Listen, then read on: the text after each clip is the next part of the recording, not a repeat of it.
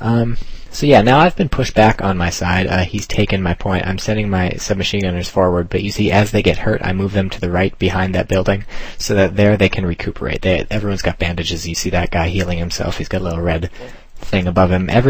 Pretty much every infantry comes with bandages, and when they get hurt, if you find a safe spot for them, they'll crouch down and heal themselves. They can't do it while prone. You have to be crouching, so only some cover will work. Typically, you want to be in basically a safe place, because they have to get out the bandages, start the bandaging process, then they heal up slowly, then they put away the bandages, and so try not to do it during a fight. You pretty much can't do it during a fight. You have to wait till you're safe. But it's a very good way to keep yourself alive. And what I typically do when there's some downtime is I scavenge bandages. You might have saw this early in the game.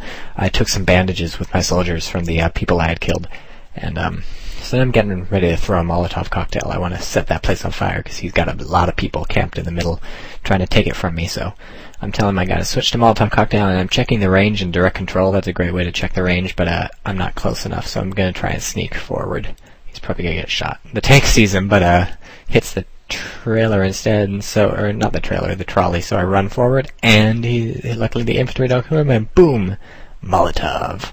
Now, hopefully that fire will spread. Fire in Men of War behaves much like real fire, but only it's made out of ones and zeros, and it will spread quite often to something else, like it's Far Cry 2 or something. If a building is on fire, very, very soon the whole building is on fire. You can't just set like the bedroom on fire if you say you want to kill some particularly annoying child. Not that I advocate that, of course. And there's no children in Men of War. There's just okay, a lot of these soldiers are probably 18. Now that I think about it. Okay, so now I'm not doing very well. I don't have the middle, and I don't have the right. I can lay part of this blame on my ally, who has not helped me at all in the middle. Typically, people will not help you in the middle, even if they are one of your very good friends who you have lived with for multiple years, because people just don't think about it. It's like they want to fight on one front, and they're not going to deal with two fronts, unless they're completely kicking butt on their front. But I do not play like that. I contest the middle in almost every map I play, in addition to contesting my side, because I think putting pressure on your opponent at multiple areas is very important, and also important because most people do not contest the middle. It's usually a freebie. If you go the middle, you cap the middle, no one ever caps it back, you win the game because of that, and so that's kind of funny. But yeah, there's really no downside to contesting the middle, except that you have to split your forces up, and even more importantly, or about as important, let's call them equal importance, you have to split your micro up. You have to pay attention to the middle and to the right, or the middle and to the left, or the middle and to the top, or the middle and to the bottom, or the middle and to some other game you're playing. Perhaps you play Tetris in your spare time. But so you have to split your attention, and that certainly comes at a cost to your playing ability. But that is a cost I am more than willing to pay. Because I'm rich. I'm not. I guess. I don't know. Certainly richer than... Well, I threw an AT grenade into that house. I got tired of that guy and my AT gun for whatever reason. I wasn't having it shell. So AT grenades, in addition to being very useful for taking out tanks and light vehicles, are fantastic against buildings. They can knock out the roof or a wall very well. And that's one of the tips and tricks in the Tips and Tricks video by Lollybo on YouTube. So Google. Don't Google it, YouTube search it. It's called How to Play Like a Sneaky Russian or something, or Men of War Tips and Tricks. Just check it. Maybe I'll put a link in it in the comments. That's a very good video.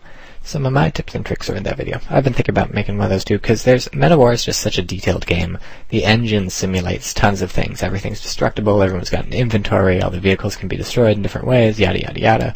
And all that stuff leads to a lot of emergent gameplay, is I think the term, which is stuff that the developers did not specifically design, but that you can simply do because the engine is able to simulate pretty much anything that happens. So I have a bazooka infantry somehow where I clicked on him on the left. I don't know if you saw it.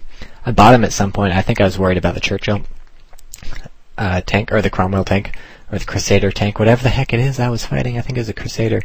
And then I saw the Sherman on the left, and I briefly considered sending my rocket launcher over. So now that's what I'm doing. I'm sending my rocket launcher man over, because no matter how mighty the Sherman is, or no matter how mighty even the King Tiger is, probably one of the best or strongest armored tanks in the game, no matter how much armor you have, a heat shell, a high explosive anti-tank shell will usually punch through the rear armor or the side armor.